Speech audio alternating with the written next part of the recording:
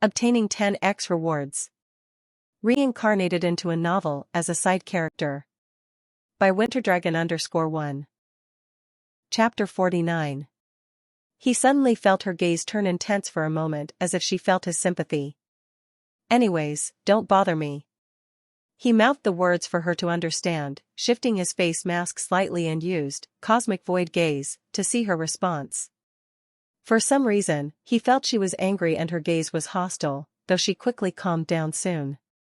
He read her mouth, "I am not interested in your activities, don't get me into trouble," and was speechless.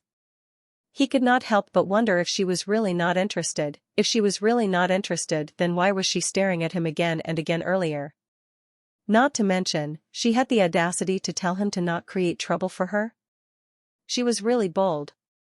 Nonetheless, he had told her what he wanted to and felt this should be enough for her to not bother him. He sighed, even though he was the child here, why did he feel as if she was the one who behaved like a little kid? He knew that she had probably already recognized him earlier, and that's why she kept looking at him. This was why he did not hesitate to shift his mask and reply to her for a moment. He thought about what gave away his identity. Did she recognize him by his height? His aura should be negligible for her to sense after all. Or did she see the wrap of quantum darkness somehow under his clothes? As he thought of this, he felt she was indeed a pervert. Underscore underscore underscore underscore underscore underscore underscore underscore underscore underscore underscore underscore underscore underscore underscore underscore underscore underscore. Welcome back, ladies and gentlemen. The phase 2 of the auction will now be beginning. The auctioneer had changed, and her tone was more serious than before. Without wasting a second, she announced, "Bring in the first item," as two men approached the stage, holding a brown leather box. Click. With a click, one of them slowly opened the box, unleashing a dark and sinister esper from the contents. Within, it was a blade. A fairly long, thin blade made of ceramic, gripped by expensive ruby-red buffalo skin, greeted the audience. Its razor-sharp point made it a perfect choice for those wishing to puncture their enemies with ruthless speed. The blade's spiked, slightly warped crossguard ensured an ideal weight balance, facilitating smooth and accurate swings. Plain coils adorned each side of the crossguard, a common feature on many weapons. A large pommel decorated with modest gems adorned the weapon. Anything more extravagant would have seemed wasteful. Despite its simplicity, the blade bore no markings or engravings. Such embellishments were deemed too costly, even for demons. Engravings were magical and boosted a weapon's strength by multiple times. Some expert forgers could even add attributes to a weapon. This blade was once used by a high-ranking wraith monk in the demon army. According to our sources, the demon was exorcised by the clan and its belongings were brought back. She paused, letting the information sink before continuing for the eager audience. This blade has the power to drain the life force of opponents to some degree and induce corruption to both body and soul using the darkness element. A very great weapon for the exorcists with darkness element. The auctioneer smirked as she looked at the anticipated gazes of the exorcists in the audience. The starting price for this would be 5 million Neden. 10 million. 15 million. 25 million. 40 million. The bids were raised fiercely. No sooner did she stop speaking. It was evident that almost all of them wanted that blade. A blade once used by a high-ranking demon was extraordinary, undoubtedly. Not to mention the life-draining effect, it could significantly boost the strength of an exorcist with darkness element. The auctioneer deliberately priced the weapon so low in order to provoke the ultra-rich present in the crowd. Oliver could only helplessly listen to the absurd amounts being raised without batting an eye by these people. Of course, he was also interested in buying that blade but could not. The life-draining property was quite the rare find. It would help him a lot in the future if he managed to acquire that weapon somehow. It was basically a weapon that could grow to some potential in the future by draining life. Such growth-type weapons were extremely rare, and he was surprised that this auction had managed to get one. And they were even willing to sell it instead of using it themselves? This was weird. Did that weapon carry only a limited potential? This was likely the case, else no one would be stupid enough to sell it in an auction. He felt like he was a frog in the bottom of a well and was slightly embarrassed. Earlier, he was quite happy and proud that he managed to earn 13 million Neden and felt it would help him buy something in the auction, but now listening to these people raising tens to hundreds of millions like nothing, he fell into doubt. He felt that he might not even get a chance to purchase anything at all in this auction today. No matter, I should at least sit and look at the things they have. In the end, he sighed and just shrunk back into his plush chair as he calmly listened to the excited voices of random exorcists. His hopes were crushed, but he still stayed just to get a look at the things brought out today for them by the auction house. The Mystic Purge clan is indeed extremely rich, just a casual weapon they put on the auction already raised so much money. As long as one had strength, making money was only a matter of time. He wondered about the precious treasury of his clan and felt that his siblings were truly lucky. If they trained hard and grew stronger, they would be nurtured by the best of resources in the clan. Nadia was the prime example of this. He felt a bit better when he thought about how he would be receiving tenfold benefits from her in the future. That's it. The blade of the Wraith monk now belongs to number 42. Oliver was brought back from his thoughts by the loud voice of the auctioneer. He didn't hear clearly, but apparently the blade of the Wraith monk was sold for around 100 million Neden. Oliver laughed to himself as he heard her present the next item. The next item is a powerful exorcism technique. It's known by the bold name, Predatory River Method, a technique highly recommended for exorcists specializing in using tools. She sounded excited as she read the next part. This technique has been developed from the teaching of Barcia Darby, the famous battle exorcist. Some people say that she has left to look for challenges in the demon territory. Moving on to, this technique has. Oliver's ears perked up when he heard the name. Barcia Darby, huh? Chapter 50. A characteristic for this style is taking a life is never to be done lightly, and in battles, it can be recognized by its distinctive footwork. This is best suited for those using a two-weapon fighting style. The starting price will begin at 20 million Neden. 30 million Neden. 35 million Neden. 60 million Neden. The bids were once again raised. Oliver heard people from the upper floors also bidding for this. He fell into thought. According to the auctioneer, this technique was developed by the teachings left behind by Barcia Darby. In the novel, she was a side character who challenged the protagonist once due to her extreme battle tendencies, but was defeated by the protagonist who at that time had grown significantly. She was quite strong and even had a dedicated martial school associated with her name. She served as a stepping stone for the protagonist to grow further. From the battle, the protagonist learned a thing or two about her style and improved. That's all the purpose she had served in the story in summary. He calmly looked ahead. The technique was indeed good for him at his level, but unfortunately he did not have enough funds at the moment. In the end, it was sold for 120 million Neden. Oliver patiently waited as more and more items came and went. Most of the items were purchased instantly by the rich, but there were still some items that were either not purchased by anyone or that were bid very low for. These items were probably too lacking for these people who remained, and he could understand why. These items were either lacking in esper and looked ugly, or did not sound too useful. While the second phase of the auction was indeed way superior and better than the first phase, there were still things and items that were not worth it. Oliver was just eating free snacks when the next item was brought out and the auctioneer announced its details. The next item we have on our list belonged to once renowned exorcist family. It was said that the family fell to ruin after the war and their descendants are now living somewhere in seclusion. Present the item. The male attendants quickly put the item on the display table for all the audience to see. It was an ordinary-looking stone with some esper flowing out of it and giving the stone occasional glows of light. The person who put this on auction claims that this stone is a powerful artifact that could guide the lost through treacherous path ahead, or so they said. Now audience, whether it's true or false is up to you to decide. The auctioneer said in enthusiasm, but looking at the uninterested expressions displayed by the crowd, she felt slightly hesitant. Even she could not feel anything out of the ordinary from this stone. From her colleagues, she heard the rumor that the Mystic Purge clan apparently had some ties to that family in the last war, and thus out of basic courtesy, they allowed this item to be prioritized in the second phase of the auction instead of the first.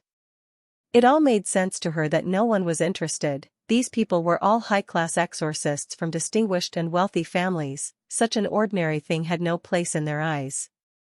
Nonetheless, it was still her job to try and sell the items. Know that this once belonged to a famed exorcist family before their ruin. It might really be something extraordinary. The crowd murmured as they heard this, feeling slight apprehension. What if the stone was really something extraordinary? Ho ho, they surely have no taste, an elderly voice rang out among the crowd. It was an old man in a white buttoned coat and pants. He had a long gray beard and a bald head.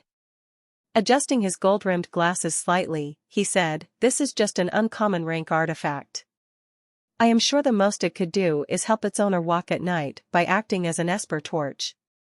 Some people who looked at him could not help but exclaim, "It's Mr. Teshu. He's also here. I can't believe it." "Who's that?" another person asked in curiosity. "Don't you know him?" "He's Sagura Teshu, the retired junior artifact appraiser. He once worked with the Forging Association. Such an expert. It does make sense for him to attend this auction." The murmurs intensified as people bickered among themselves about the authenticity of the stone. Since an artifact appraiser had spoken, there was no scope left. The auctioneer glared at the old man for ruining her pitch, but refrained from speaking. She did not want to offend him because of a few words, plus he probably spoke the truth. She sighed as she looked at the disinterested faces. In the end, she could only start the bid. She had done what she could, and it was now up to the people whether to buy this or not. "The starting price will be 500,000 Neden." Hearing her low price, people could not help but form expressions of disdain. Sure enough, this was not worth it. They all knew that every year, some people would either provide large sums of money or use their connections to supply some ordinary ranking artifacts into the auction. So it was not an uncommon sighting to spot some trash among treasures every now and then once in a while. These people simply had one motive, and that was to be able to fool the crowd and earn big by scamming them. A risky act, considering the status of people present every year, but these people were gamblers who played such games. They were gambling addicts. Of course, there were cases every year where an exorcist would fall for this and later realize that the artifact that they had bid on was a fake or a low-ranking one. In the end, they would use their wealth and connections to hunt down the seller who might or might not be seen again. Despite such risk, there were always people willing to do that. As long as they used sufficient connections in the market and used enough money, they could slide one or two such items. Well, no one cared since it was their fault for not recognizing if the item was worthy or not.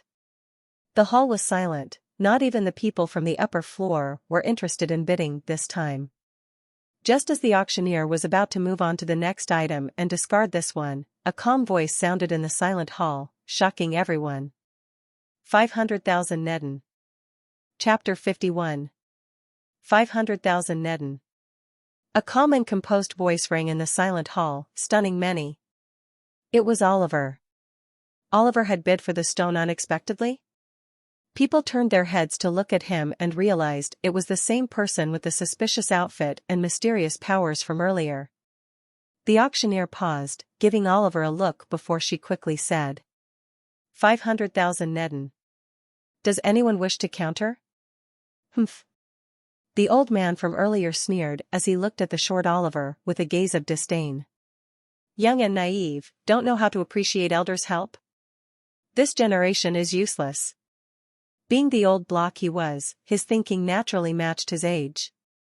Some short-sighted people also snickered at that. They felt that they had misjudged Oliver from the beginning. It seemed that the boy was just carrying some strength-concealing artifact or something to appear more mysterious. Some people in the audience could not help but feel disdain towards him. While the others contemplated his reason for buying the artifact, they wondered if he was really naive and just wanted to stand out or if there was something deeper. Oliver felt the once familiar gaze probing him again. he looked towards Jenna and through his special eyes read what she was mouthing. She was asking him what he intended to do with that?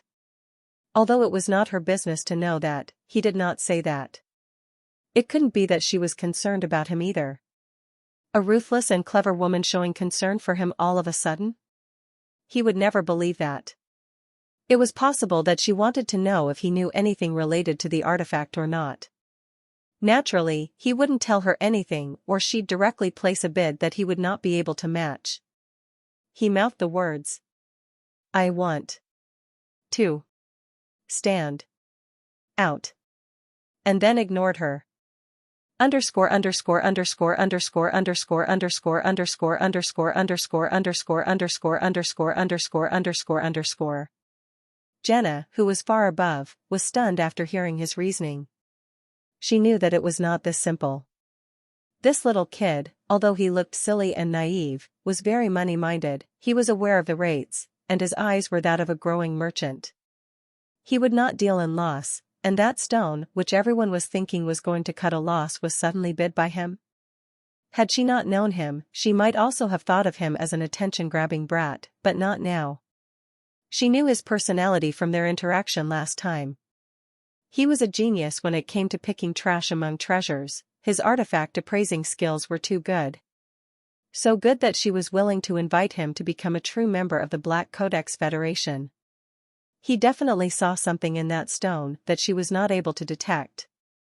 She wondered if it was another epic rank artifact in hiding.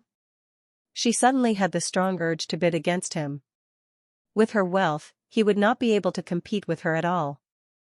And after purchasing the stone, she could just send it to the top appraisers in the Black Codex Federation to get it examined. She once again looked at him and then at the ordinary stone in the display box placed on the stage. She sighed and shook her head. I should have bid for it first. She regretted not bidding for it first. Now she decided not to bid for obvious reasons. Oliver and she now belonged to the same organization, and in a way, he was her junior and a child.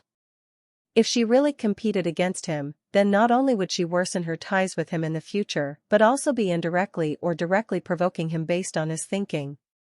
He was too mysterious and was shrouded in a fog of secrets. His potential was unknown. She did not believe the Mystic Purge clan's evaluation of him being useless. She always thought of multiple scenarios at the same time.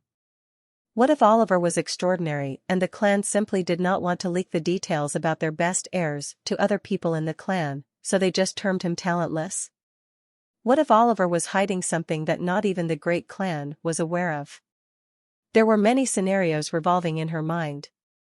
If such a scenario indeed came true, then she would be making enemies with the wrong person.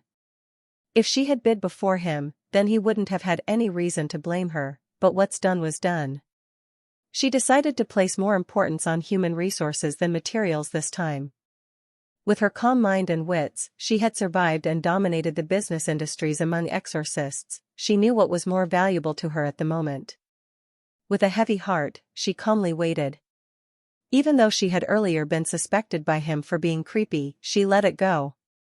It was just that he didn't know his limits and was thus so daring. How could she, a dignified woman, be a creep? If he knew her real strength, he wouldn't even dare to look up at her. She shook her head and looked ahead with a straight face, secretly suppressing the intrusive thoughts, to just bid a very high amount. Underscore underscore underscore underscore underscore underscore underscore underscore underscore underscore underscore. Since there's no one interested in bidding, the item now belongs to number 69. Congratulations, number 69. She clapped lightly, heaving a sigh of relief that someone was willing to buy this piece of junk. There were always such junk materials that would occasionally slip in. She had heard from her colleagues about how awkward they would feel when no one wanted to buy an item. She had never experienced such a situation before in her time here, and it was about to become like that, but fortunately, someone bought it. She felt grateful. She would get more commission now, thanks to Oliver. Later, she would submit a report to the auction head and request that they don't accept items through backdoor entries and get them appraised properly first. The crowd had mixed reactions as well. Number 69 is a fool, haha. It can't be helped, There are always such attention grabbers present in auctions every year. You're right, he even dared to ignore Mr. Tesh's advice, a junior expert appraiser, haha. Sagara Teshu was kind enough to let others know about this junk of a material, and yet this person number 69 didn't know how to appreciate it. Another person shook his head. Forget it, he's either a spoilt child from some noble family or clan or just spent his entire savings to buy this junk to look rich. If it's the latter, then he will be regretting it soon enough.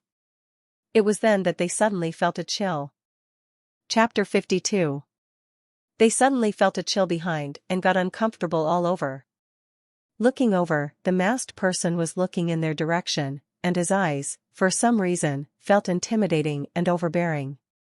It was as if they were being stared down by the entire sky. They felt as insignificant as tiny ants under the mountainous intimidation from him. Just the gaze was so overbearing that they felt they were being stared down by the stars. Always beneath. It seemed that they shouldn't comment more or they would get into big trouble, so they quickly shut themselves. Oliver, on the other hand, focused back on the stage. He knew these sort of people. They were all bark, but no bite. They would fear strong and bully the weak.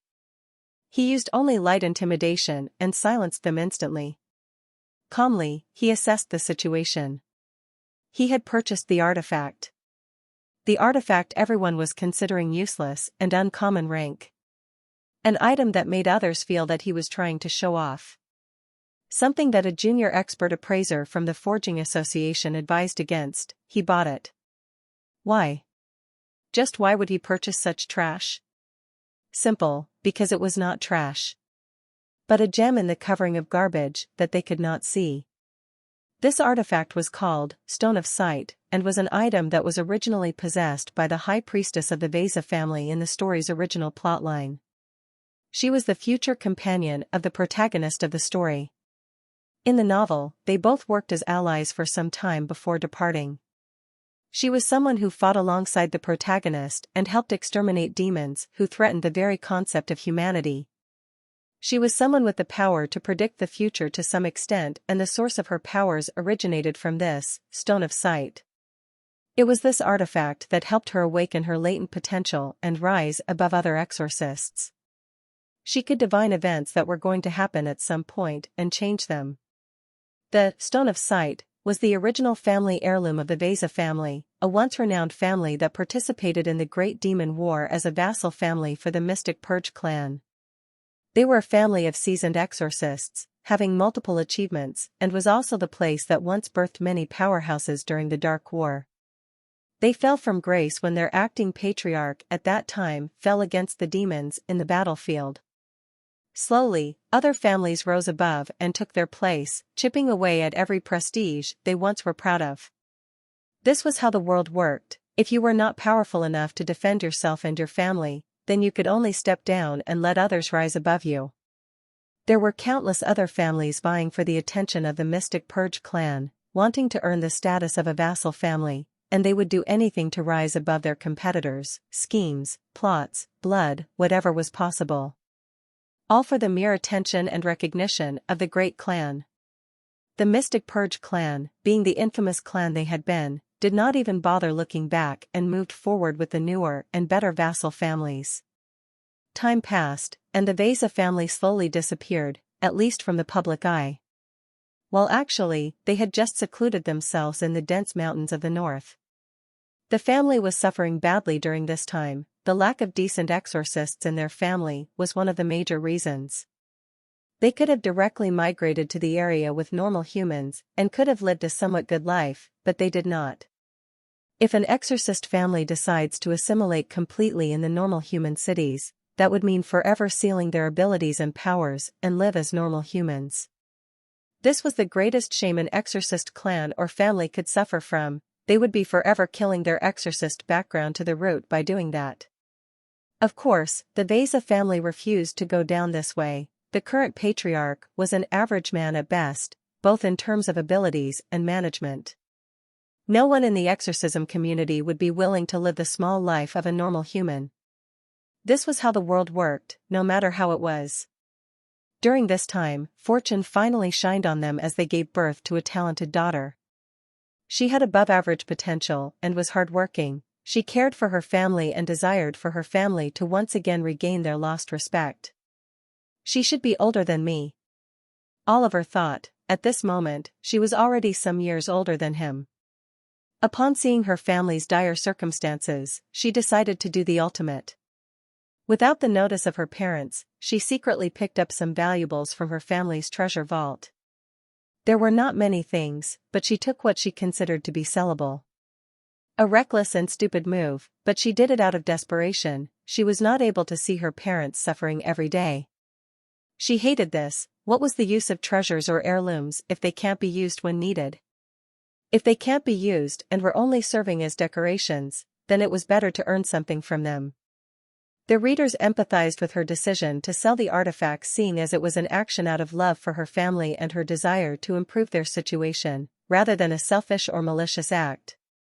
She traveled all the way from her home to the Mystic Purge clan and put the items up for auction. She was naive and had little knowledge of the world. She used her textbook knowledge and put the items up for auction in hopes of gaining funds that she could use to rebuild her family.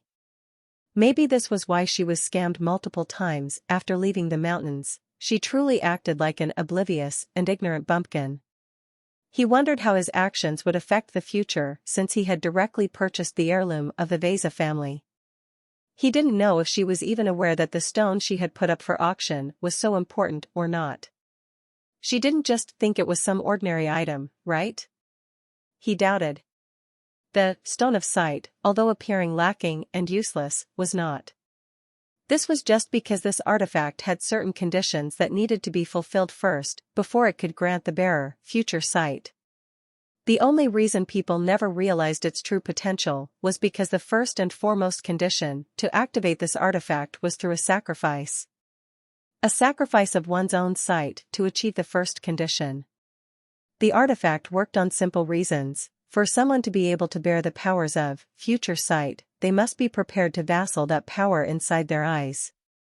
And the best way to achieve that was to have a blank slate prepared. If used on a person with no sight, the chances for them to gain future sight increase highly. Otherwise, it was very difficult to handle the power of future sight.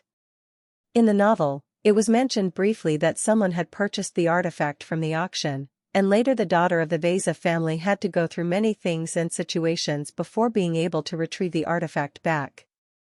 He shook his head. It was time for the last item. Chapter 53. In the end, he had purchased the Stone of Sight, and it was not for no reason either. It was not that he wanted to interfere in the plot and get involved with the high priestess of the Veza family, or anything like that. It's just that he was more or less interested in obtaining future sight for himself. Now, he had no intentions to sacrifice his sight to gain that or anything. He had better ways to go around it. It was said that the vessel for future sight must have blank eyes to be able to adjust to the powers and divinity it brought along. But did he have to fear being unable to bear the load of future sight on him? Definitely not. He was someone with an evolved and upgraded version of one of the special eyes, the abyss eyes, so it was a given that he could easily handle the load of such power himself. Cosmic void gaze was an unfathomable power, and something like future sight was very small in front of it. He could easily assimilate the power to see the future into his eyes, to some extent. Although he was quite sure that the effects he would have after that would be significantly reduced. He wouldn't be able to predict the future as accurately as a person with the complete version of it. But that was totally fine. He just wanted to add one more card or weapon in his arsenal. No matter how insignificant the effects of future sight might become, it would be better than having nothing at all. Not to mention that he felt that he could also satisfy the other conditions as well. He calmly waited for the auction to be over. It was time for the final item of the auction, and his anticipations were quite high considering they were usually the best of the items. Now then, moving on to the final item for this auction. The auctioneer's voice was filled with excitement as two men brought a huge thing covered with a white cloth onto the stage. The audience also held their breath. It was definitely worth looking at. Take off the covers. Let the audience feast their eyes on this item. Multiple gasps and exclamations were heard as the cover was taken off. What? A demon. They have gotten an impressive find. Fuck. Didn't expect this demon to be here. You're seeing it right. It's a demon. A rare Michi, to be specific. It's an extremely rare demon and was very hard to subdue alive. As exorcists, you all must be familiar with this demon, so I will not say much. We all know how precious this is. The auctioneer stated as a tense atmosphere gripped the crowd. It was an extremely precious thing and most present knew its worth.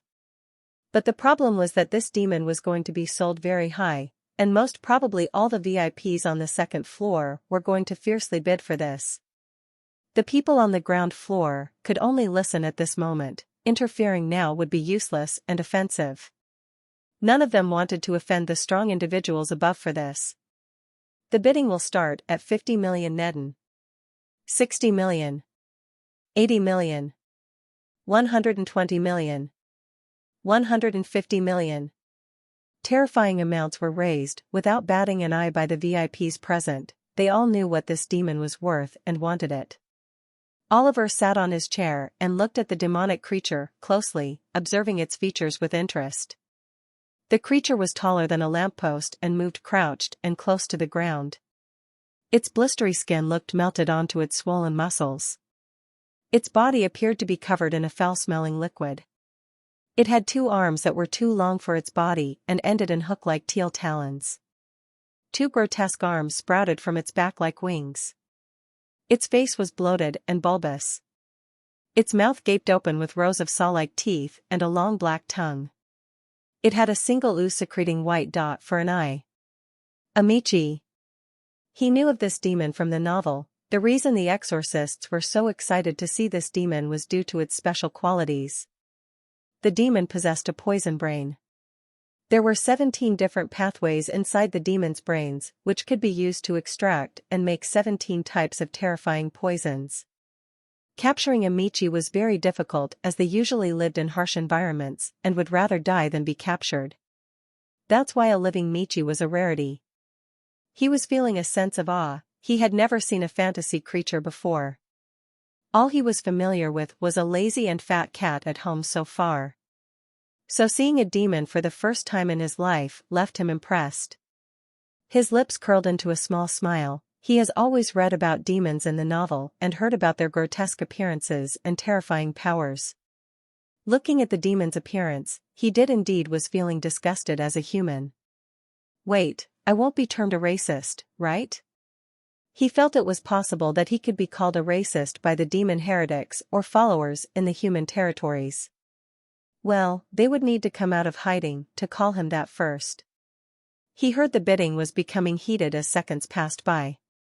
Looking at the people above spitting such great amounts, he felt the urge to flaunt a little as well.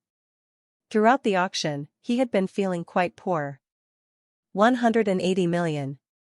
Taking a small gap, he quickly uttered an amount as well. 200 million. To poke some fun, he directly bid 200 million Neden, knowing that they would not stop at that only and bid more. It was quite the risky joke. If it went wrong, he would forever be in debt.